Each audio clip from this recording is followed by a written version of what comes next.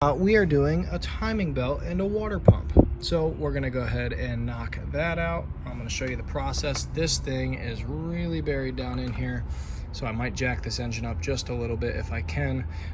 Step number one, I'm gonna get some of this plastic out of the way here so I have a little bit more room to work with, and I'm going to disconnect the battery.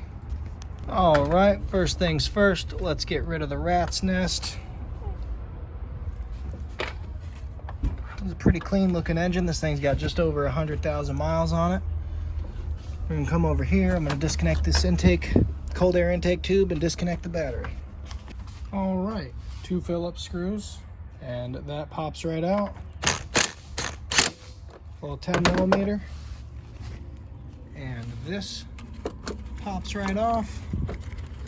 Don't have to take off both, just one. Make sure it doesn't touch there. I'll probably set it in a better spot. Now we're good to go. I'm gonna go ahead and disconnect this module. All right, check it out. Also, I got the serpentine belt out, so computer's out of the way. I just use a little 3/8 ratchet and a 17 millimeter socket on the tensioner down there. So from here, I'm gonna go ahead and try to get any electrical out of the way that I can and just unplug what I can. As I said, the battery's already disconnected over there.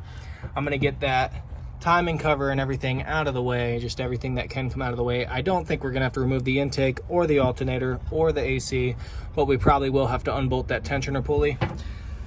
There we go. All right. There you go. It looks just like that. You've got 4 little screws that hold it together.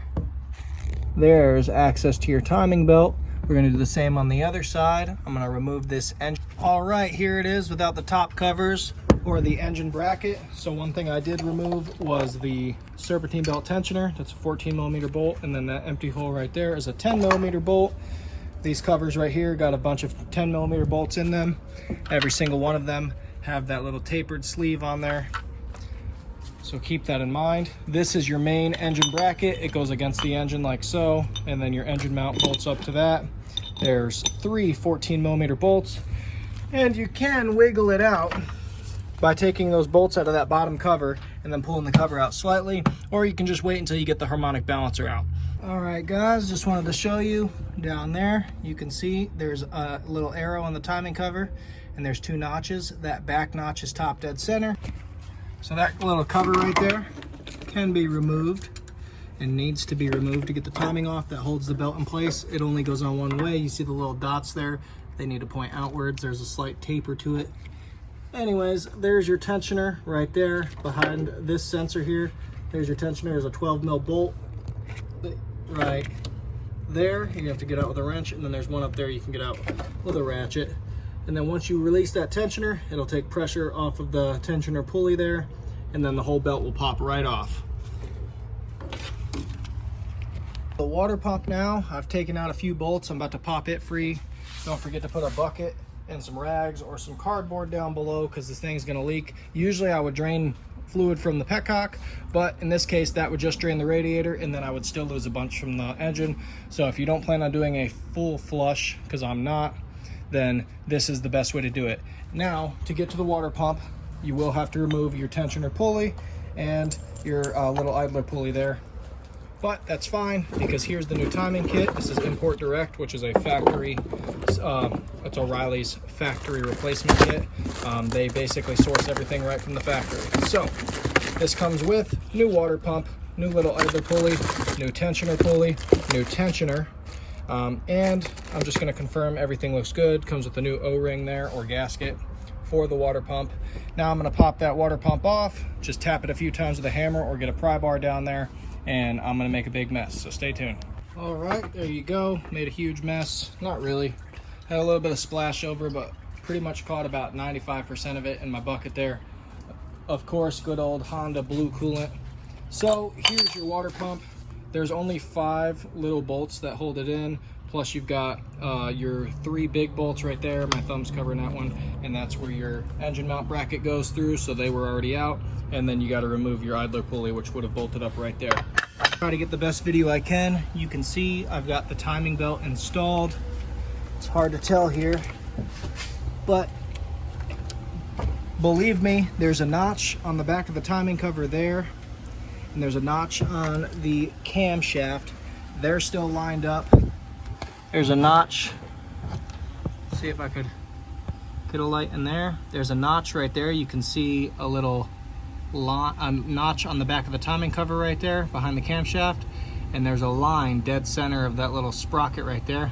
They're still lined up. And what you want to make sure is that all the grooves on the belt are in place and that you've got adequate tension. So we know we got tension there and there. The teeth are sitting in place. Both camshafts and the marks are still lined up with the block. And then you come down here to the crank.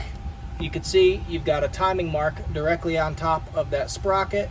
And then you've got a timing mark right there directly on the back of the oil pump there, and they're lined up, and we've got tension on the belt there. So now I can pop the tensioner in and pop the pin. Check it out.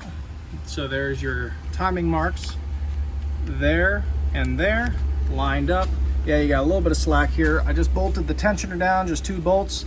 You could do it with a wrench and just snug them up. You can see the pins still in the tensioner. There's the pulley. I've snugged it up. You can see it moves freely. There's that pulley. I've made sure that all of my marks up top line up, and there's tension on the belt there and there. There's the water pump. It's all bolted down. Now all that's left to do is pull the pin. All right, everyone. So now we've got the engine bracket in place. No, it's not 100% bolted down, but it's something that can be bolted down from up top. I just needed it in place so we can get this little timing cover here back in place.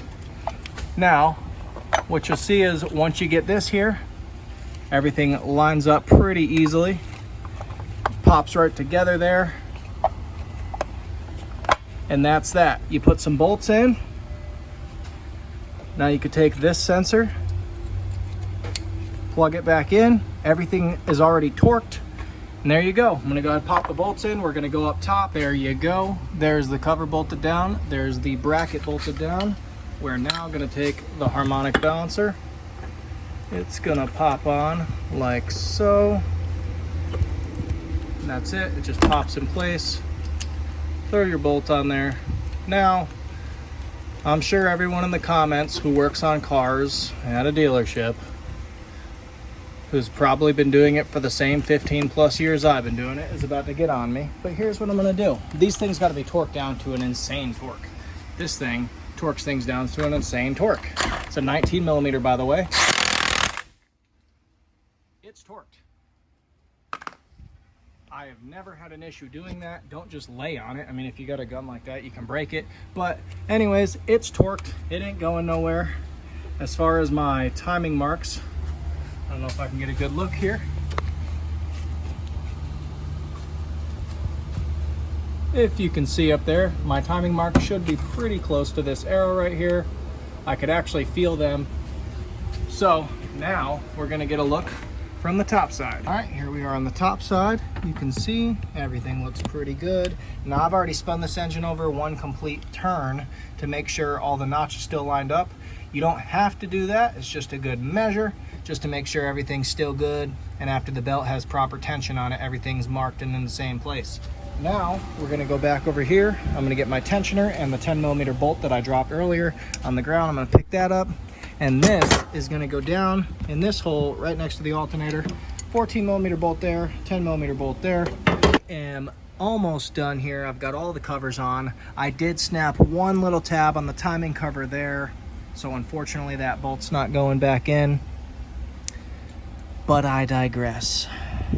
Anyways, one other thing I wanted to mention. So there's a few plugs right here in the computer. You can pop them out. I did pop out this plug and these 2 plugs in this module down here, as well as disconnect these 2 Phillips head screws / 5/16 or 8 millimeter. And once you loosen them up, this whole piece right here pops off, quick connect, and that way I could get all the wiring out of the way. But that's the last part of the puzzle right there. I'm gonna top off the coolant, and now you're gonna see it run. All right, here she goes in all of her glory. Everything's together. I've got just a little bit of excess in there. I do that on purpose. I'm not worried about the cold air intake setup right now. It's not a super big deal. Everything's hooked up. We're gonna start it over. Now, because this is a timing belt and not a timing chain, we won't have any significant issues starting right up. You don't have to wait for any tensioning or any of that. What I will have to do though is actually get in the vehicle, because this thing is a push button. So I want you guys to see real time.